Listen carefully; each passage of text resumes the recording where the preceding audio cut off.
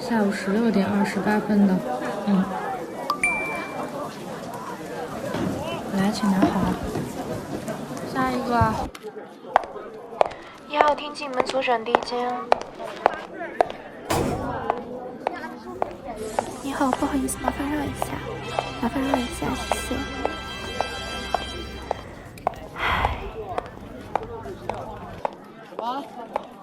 什麼？近排點啊？好耐冇見啦喎。係啊，近排真係好忙啊！李家近排大喜事，你數佢細生鋪生咗20個細路。之前我哋一間去佢屋企食晏，佢屋企人多啊嘛，之前已經搬咗去藏西嗰邊雪山上住，話係地方大。結果去到嗰度，我哋上雪山食晏都坐唔落，人坐喺人身上。啱啱我最近又肥咗幾磅，我都驚壓親我屋企隻老嘢啊！但係嗰個李嫂真係好福氣噶喎。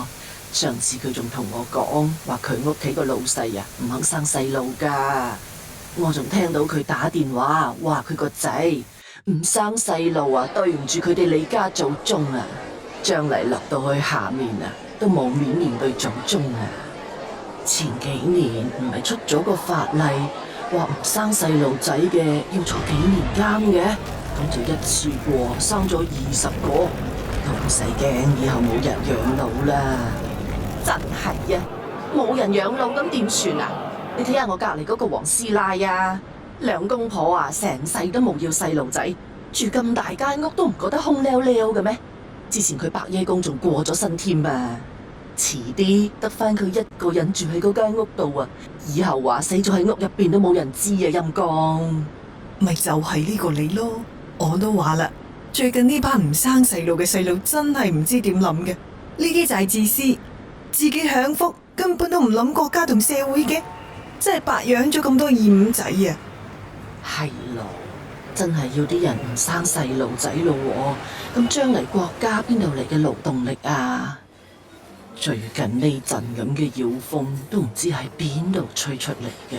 你睇下隔籬嗰間廠啊，加空調冰塊嘅人都唔夠啊！今年冬天天氣咁鬼熱咯，都冇人去加冰塊，啲咁嘅日子點過啊？再唔生細路，我哋啲人類要滅絕啦！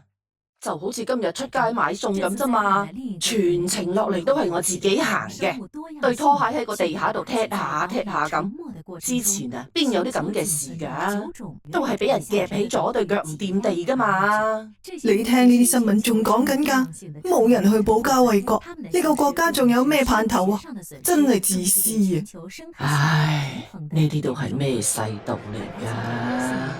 等到咗我哋呢個年紀，佢哋後悔就遲啦。